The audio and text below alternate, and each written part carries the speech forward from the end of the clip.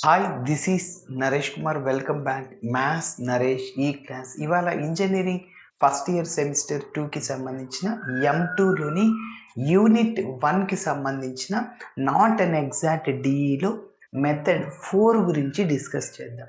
సరే, సో కొంతమందికి డౌట్ రావచ్చు, సార్ ఇది మెథడ్ 4ఏ ఎందుకు చేయాలి సార్ నాట్ అండ్ ఎగ్జాక్ట్లో? చూడండి, ఒకసారి రఫ్లో చెప్తున్నాను. సో ఇచ్చిన ఈక్వేషన్ని MDX వర్కింగ్ రూల్ని రఫ్లో ఒకసారి చెప్తున్నాను. MDX ప్లస్ NDYతో కంపేర్ చేస్తాం. అలా కంపేర్ చేశాక Mని Yతో పార్షియల్ డిఫరెన్షియేటింగ్ చేస్తాం. అదేవిధంగా Nని Xతో పార్షియల్ డిఫరెన్షియేటింగ్ చేస్తాం. సో ఆ రెండు ఈక్వల్ అవుతే అప్పుడు ఎగ్జాక్ట్ డిఈ అవుతుంది. మరి నాట్ ఈక్వల్ అవుతాయి అన్నమాట. సో నాట్ ఈక్వల్ అయితే మొత్తము 5 మెథడ్స్ ఉన్నాయి. ఒకటి ఇన్స్పెక్షన్ మెథడ్, రెండవది హోమోజీనియస్ మెథడ్. ఓకే, సో మూడోది డైరెక్ట్గా given equation is in the form of y into f of xy dx plus x into g of xy dy ఇలా ఉంటుంది. సో నాలుగోది అనమాట do M by do Y కనుక్కున్నాం కదా స్టార్టింగ్లో. ప్రతి ఒక్క ప్రాబ్లానికి ఈ రెండు కనుక్కోవాలి, నాట్ అండ్ ఎగ్జాక్ట్ అయినా ఎగ్జాక్ట్ అయినా. Minus do N by do X divided by N, ఇది మెథడ్ 4. ఇది మెథడ్ 5. మెథడ్ 5లో చూడండి, do N by do X రాయాలి, minus do M by do Y by capital M. Yes, ఒకసారి చూడండి. మరి ఈ ప్రాబ్లమ్ని ఇన్స్పెక్షన్ మెథడ్ ఎందుకు చేయకూడదు సార్? ఇన్స్పెక్షన్ మెథడ్ అంటే కొన్ని ఫార్ములాస్ లాగా వచ్చేలాగా చేయాలి ప్రాబ్లమ్ని. డి ఆఫ్ ఎక్స్ వై, లేకుంటే X by Y D of X Y, లేకుంటే D of Y by X, లేకుంటే D of tan inverse Y by X, లేకుంటే tan inverse X by Y, D of E power X by Y, D of E power Y by X. So అలా మనం చేస్తాం. So మరి ఒక్కసారి రఫ్లో మీరు observe చేస్తే, so X square plus why square X డిఎక్స్తో multiply చేయండి, X square DX, Y square DY, మళ్ళీ X DX, X Y DY. నువ్వేం చేయలేవు. ఇంటిగ్రేషన్ చేయాలంటే నువ్వు ఎక్స్ పక్కన ఇంకొక డిఎక్స్ ఉండాలి. ఓకే, ఇక్కడ వరకు ప్రాబ్లం లేదు. ఇక్కడ ఎక్స్ వై ఉంది, పక్కన డిఎక్స్ డివై ఉంది, ఎక్స్ వై ఉంది, పక్కన డివై ఉంది. నువ్వు ఇంటిగ్రేషన్ చేయలేవు, ఓన్లీ వై వేరియబుల్ ఉంటేనే చేయగలుగుతావు. కాబట్టి నీకు ఇక్కడ ఎటువంటి ఫార్ములాస్ రావన్నమాట. కాబట్టి సో ఇన్స్పెక్షన్ మెథడ్ని అప్లై చేయకూడదు.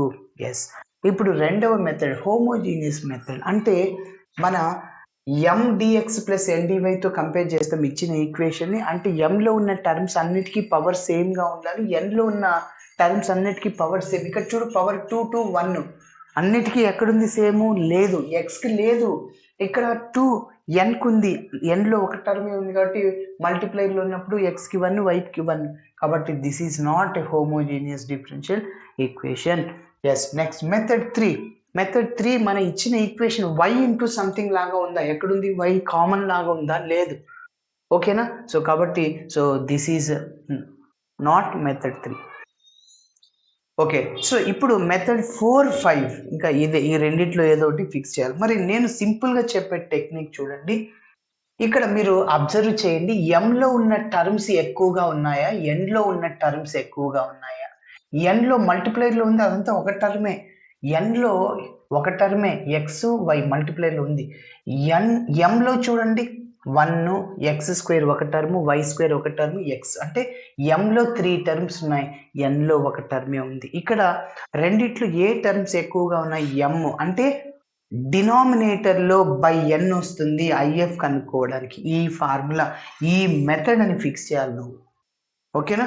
సో ఇది that is a function in the variable X or constant కూడా ఉండొచ్చు. ఓకే, సో ఐఎఫ్ని కనుక్కోవడానికి ఉపయోగపడుతుంది ఇది. So IF is equal to ఈ power integral F of X DX. Method 4లో ఇలా మనం do M by do Y minus do N by do X apply చేస్తే that is a function in the variable ఎక్స్లో మాత్రమే వస్తుంది, లేకుంటే constant అంటే 1, 2 అట్లా కూడా రావచ్చు. అప్పుడు ఐఎఫ్ని కనుక్కోవడానికి అది ఫార్ములా. సో కాబట్టి మీరు చెప్పండి, m టర్మ్స్లో ఎక్కువగా ఉన్నాయి, n టర్మ్స్ ఎక్కువగా ఉన్నాయి?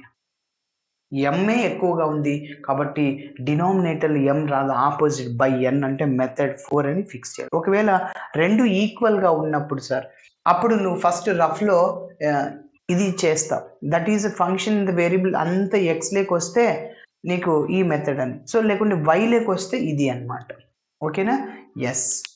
ఇప్పుడు మనం స్టెప్ బై స్టెప్ చేద్దాం. చూడండి, సో ఫస్ట్ ఇచ్చిన ఈక్వేషన్ ని రాస్తున్నాను.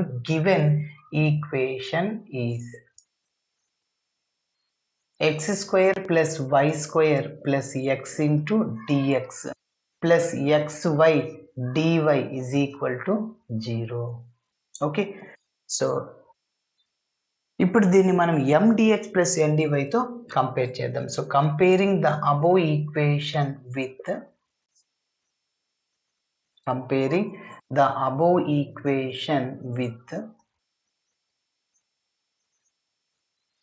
mdx plus ndy, దీంతో కంపేర్ చేస్తాను. mdx plus ndy is equal to 0 we get. అప్పుడు m అంటే dx కోఎఫిషియంట్, dx పక్కన ఉండేదంతా m, so capital M is equal to x square plus y square plus x. అదేవిధంగా capital N అంటే dy coefficient xy. ఇప్పుడు mని మనం yతో partial differentiating చేయాలి. yతోని ఎందుకు చేయాలంటే ఈ మెథడ్ని సాల్వ్ చేయాలంటే వర్కింగ్ రూల్ ఇది. Okay, do m by do y, method 1 కైనా 2 కైనా 3 కైనా 4 కైనా 5 కైనా mని yతోనే చేయాలి, nని xతోనే పార్షియల్ డెరివేటివ్ చేయాలి. ఎస్. ఇప్పుడు మీరు అబ్జర్వ్ చేస్తే ఇక్కడ yతో మాత్రమే చేయాలి, x నీకు అవసరం లేదు. x టర్మ్ ఉంటే దాని వాల్యూ 0, సపరేట్గా ఉన్నప్పుడు మల్టిప్లైర్లో ఉన్నప్పుడు yతో నుంచి x అట్లనే రాసాయి. Okay, yes. x ఉంది అవసరం లేదు, x ఉంది, ఈ రెండు అవసరం లేదు సార్. y స్క్వేర్కి derivative 2y. Okay, next. So nని xతో పార్షియల్ డెరివేటివ్ చేస్తున్నాను. Doe n by do x మల్టిప్లైర్లో ఉంది, ఓన్లీ xతో నుంచి మిగిలింది y టర్మ్ అట్లనే రాయి. xకి derivative 1, 1 into y into y. Yes. ఇప్పుడు ఈ రెండు ఈక్వల్ కదా, ఇక్కడ 2y ఇక్కడ y వచ్చింది, they are not equal. So therefore do m by do y is not equal to do n by do x. Therefore given equation is not an exact D అని చెప్పచ్చు. Therefore given equation is not an exact D.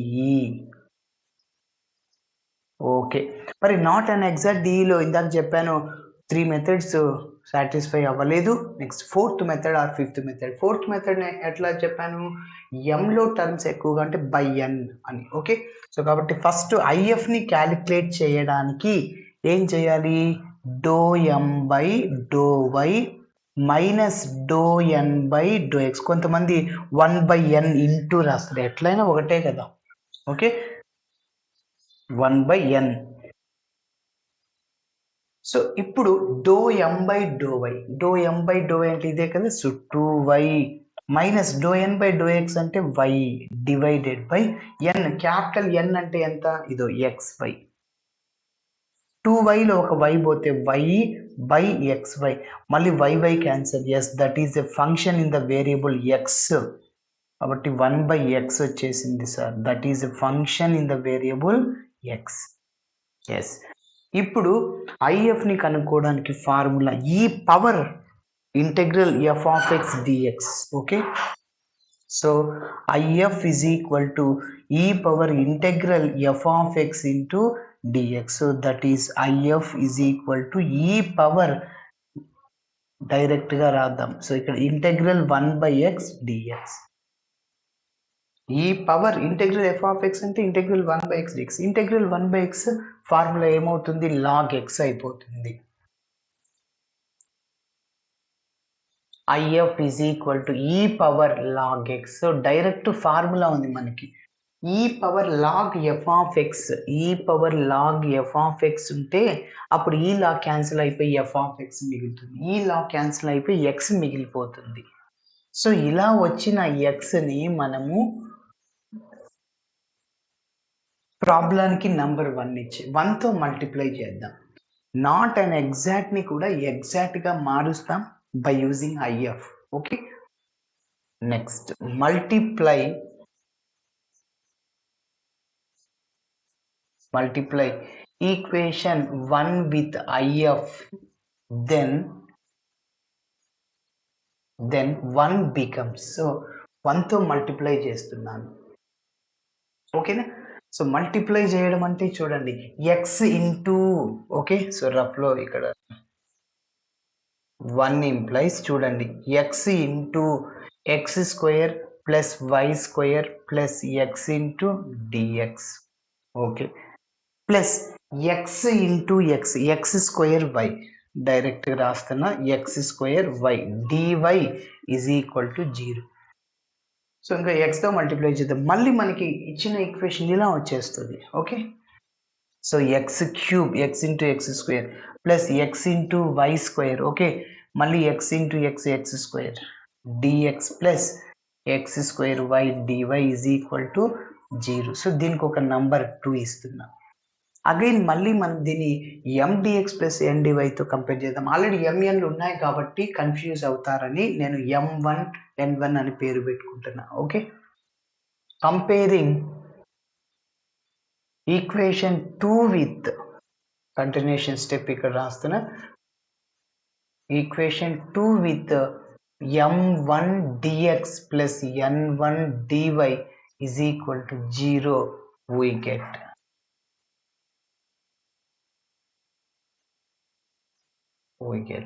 So అప్పుడు చూడండి M1 అని పేరు పెడుతున్నా, M1 అంటే ఇదంతా x cube plus x y square plus x square, x cube plus x y square plus x square. Next capital N1, ఇదంతా N1 X square why.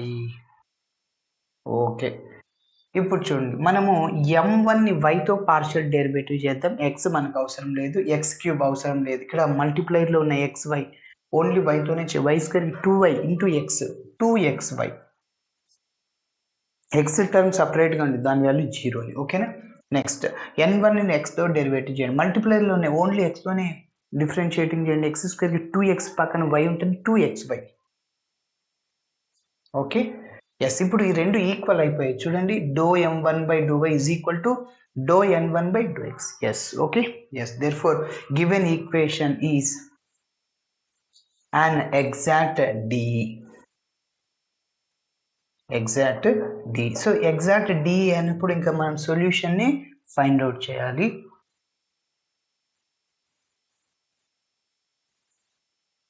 therefore solution to equation 2 is, solution to equation 2 is, so formula ఏంటి, equation 2 solution integral M1 dx, ఇక్కడ y constant, y is constant plus integral terms in capital N1 not involving x into dy is equal to c. Yes, integral capital M1 అంటే ఇదంతా రాసేసేయండి, x cube plus x y square plus x square.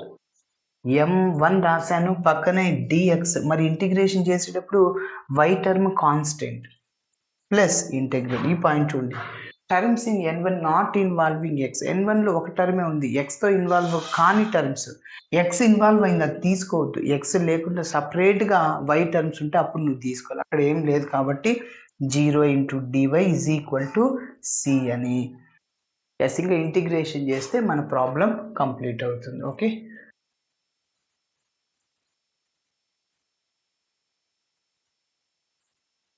Yes, so integration చేద్దాం, integral x cube into dx plus why square, ఇక్కడ constant out సైడ్లో రాశాను, ఇంకా x dx. Okay, so ఈ 3 టర్మ్స్కి ఇంటిగ్రేషన్ చేయాలి. సో ఎక్స్ డిఎక్స్ ఉంటుంది plus integral x square dx is equal to, ఇంకా ఇదంతా 0 అయిపోద్ది, 0 ఇంటూ ఎనీథింగ్ 0.